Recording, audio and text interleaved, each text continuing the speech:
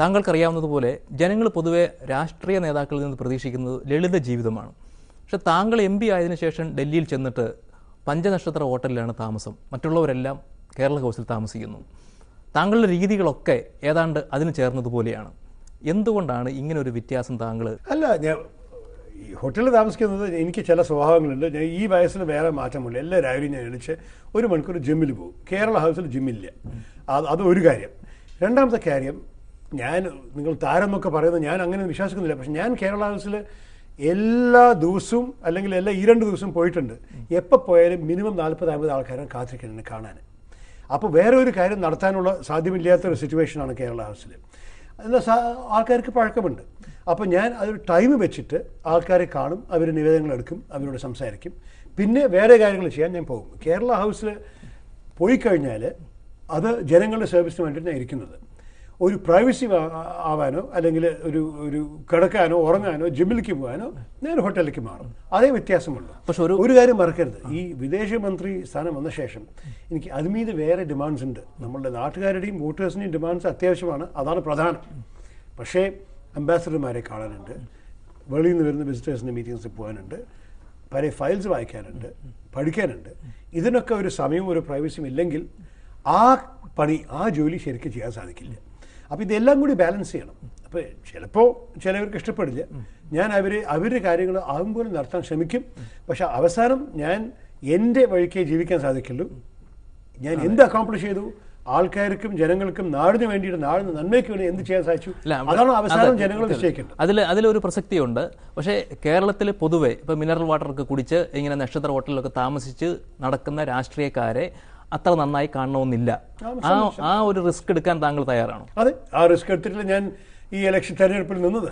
എന്നിട്ടും കൂടി അവരെനിക്ക് വോട്ട് തന്നത്. കാരണം ഞാൻ മനസ്സിലാക്കിയിരിക്കുന്നത് അവർ ഈ സൂപ്പർഫിഷ്യൽ ഡീറ്റെയിൽസ് എല്ലാം അവർക്ക് കാണുന്നുണ്ട്.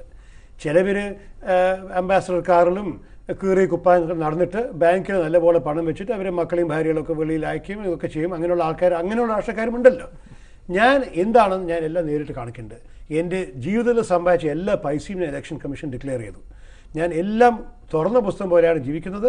ഞാൻ സാധാരണ ഇടുന്ന എല്ലാവരും പറയുന്നു രാഷ്ട്രീയക്കാരൻ വളരെ ഇടുന്നു, ഇടയ്ക്കിടയ്ക്ക് നിറമിടുന്നുണ്ട്. അതുപോലെ തന്നെ എല്ലാവരും പറയുന്നുണ്ട് പിന്നെ ഇങ്ങനെ ആൾക്കാരെ ഒപ്പിക്കാൻ ഇങ്ങനെ അങ്ങനെ കാട്ടണം. ഞാൻ പറയില്ല, ആൾക്കാർ എന്നെ കണ്ട് നിശ്ചയിക്കണം ഞാൻ ഏത് വിധത്തിൽ മനുഷ്യനാണ്.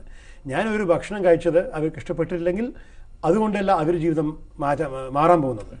ഞാൻ അവർക്ക് വേണ്ടി എന്തും ചെയ്യാൻ സാധിച്ചു, അതാണ് അവർ നിശ്ചയിക്കേണ്ടത്. ഈ മലയാളിയുടെ മൂല്യബോധം വളരെ യാഥാസ്ഥിതികമാണ്.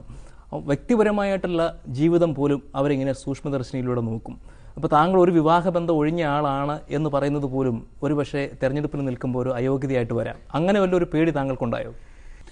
ചില കാര്യങ്ങൾ എല്ലാവരും ജീവിതത്തിൽ സുഖം ദുഃഖം ഉണ്ടാകുമല്ലോ. ഈ സ്വകാര്യ കാര്യത്തെക്കുറിച്ച് സാധാരണ ഈ രാഷ്ട്രീയത്തിൽ ചർച്ച ആവശ്യമില്ല. അപ്പോൾ ഞാൻ അതിനെ വേറെ ഭാഗത്ത് വെക്കുന്നു, അതിനെക്കുറിച്ച് ഞാൻ സംസാരിക്കാൻ പോകുന്നില്ല. എനിക്കും ചില ദുഃഖങ്ങൾ ഉണ്ടായിട്ടുണ്ട് എൻ്റെ ജീവിതത്തിൽ.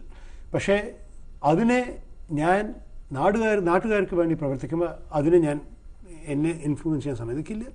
അതുപോലെ തന്നെ നാട്ടുകാർ എനിക്ക് വോട്ട് തന്നു, എനിക്ക് നല്ലപോലെ ഭൂരിപക്ഷം തന്നിട്ട് എന്നെ ഡൽഹിക്ക് അയച്ചു. അവർ എന്നെ നൽകിയ വിശ്വാസം ഞാൻ എപ്പോഴും ചതിക്കില്ല. ഞാൻ അവർക്ക് വേണ്ടി എന്ത് ചെയ്യാൻ സാധിക്കുമോ ഞാൻ ചെയ്യും. ഇപ്പോഴത്തെ വിലയിരുത്തലിൽ ഈ വികസനത്തിനുള്ള ഏറ്റവും വലിയ തടസ്സം താങ്കൾ കേരളത്തിൽ കാണുന്നത് എന്താണ്? സത്യം പറയണമെങ്കിൽ നമ്മുടെ രാഷ്ട്രീയമാണ്. ഈ സമരങ്ങളും ബന്ധും ഹർത്താലും ഒക്കെ നടന്നിട്ട് പല ഇൻവെസ്റ്റ്മെൻറ്റ് കൊണ്ടുവരാൻ തയ്യാറുള്ള ആൾക്കാരെ പേടിപ്പെടുത്തി അയച്ചു കഴിഞ്ഞു നമ്മുടെ നാട്ടിൽ നിന്ന്. അതുമാത്രമല്ല ആൾക്കാർക്ക് കുറച്ചൊരു നെഗറ്റിവിറ്റി വന്നു കഴിഞ്ഞു. ഇപ്പോൾ വികസനം എന്ന് പറഞ്ഞാൽ എല്ലാവർക്കും ഒരു കോൺട്രിബ്യൂഷൻ ഉണ്ട് ഇതിൽ. ഒരു റെയിൽ ലൈൻ കൺസ്ട്രക്ട് ചെയ്യാൻ ഭൂമി കിട്ടുന്നില്ല, റോഡിനെ 2 പേര് 4 ആക്കാൻ ആരും ലാൻഡ് വെക്കാൻ തയ്യാറല്ല.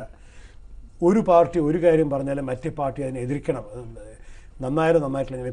ഞാൻ നമ്മുടെ ശ്രീകാന്ത് നാരായണ ഗുരുവിനെ പറയായിരുന്നു. അദ്ദേഹം ഫേമസ്ലി പറഞ്ഞില്ലേ നമ്മൾ ഈ മതമേതായാലും മനുഷ്യൻ നന്നായാൽ മതി എന്ന്. എൻ്റെ വിചാരം എന്താണ്, രാഷ്ട്രീയം ഏതായാലും രാഷ്ട്രം നന്നായാൽ മതി. അത് വിശ്വസിക്കണം ആൾക്കാർ. ഇപ്പോൾ പ്രത്യേകിച്ച് ഇതാണ് നല്ല സമയം. ഇലക്ഷൻ കഴിഞ്ഞ ഉടനെ ഇപ്പോൾ എല്ലാവരും ഒരു കൺസ്ട്രക്റ്റീവ് മൂഡിലാണ്. ഞാൻ മുഖ്യമന്ത്രിയെ കണ്ടപ്പോഴും അന്യമന്ത്രിമാരെ കണ്ടപ്പോഴും അവരെല്ലാവരും പറയുന്നത് ശരി, നമ്മൾ ഒരുമിച്ച് വന്നും ചെയ്യാം, നാടിന് വേണ്ടിയിട്ടും തിരുവനന്തപുരത്ത് മാത്രമല്ല ചില മന്ത്രിമാർ CPM മന്ത്രിമാരോട് പറഞ്ഞിട്ട് കേരളത്തിന് വേണ്ടി താങ്കളുടെ ശബ്ദം ഡൽഹിയിൽ കേൾക്കണമെന്ന് പറഞ്ഞിട്ട് ഞാൻ കേൾപ്പിക്കാൻ തയ്യാറാണ്. പക്ഷേ ഈ നാടിന്റെ തന്നെ ഒരു ഉൽപ്പന്നമല്ലേ ഇവിടുത്തെ രാഷ്ട്രീയം? അത് താങ്കൾ പറയുന്നത് പോലെ ഒരു ദിവസം കൊണ്ട് അല്ലെങ്കിൽ കുറച്ച് കാലം ഇല്ല, ഒരു ദിവസം കൊണ്ട് മാറില്ല, ഒരാളും ഒറ്റയ്ക്ക് മാറ്റില്ല. പക്ഷേ ആൾക്കാർ, ജനങ്ങളുടെ മനസ്സ് മാറാൻ തുടങ്ങി. നമ്മുടെ നാടിൻ്റെ ട്രാജഡി എന്താണ്? അവർ അടുത്ത ഇലക്ഷൻ തോറ്റിട്ട് ആദ്യം ഓപ്പോസിഷനിൽ പോയി കഴിഞ്ഞാൽ അവരുടെ സ്ഥാനത്ത് വരുന്ന കോൺഗ്രസ് MP മാരെ, അവർ MLA മാരെ അവർ പക്ഷേ അവർ സഹായിക്കില്ല. ഞാൻ പറയുന്നത് ദയവ് ചെയ്തിട്ട് നമ്മളെല്ലാവരും ഒന്ന് നാടിൻ്റെ നന്മ ആദ്യം നോക്കുക.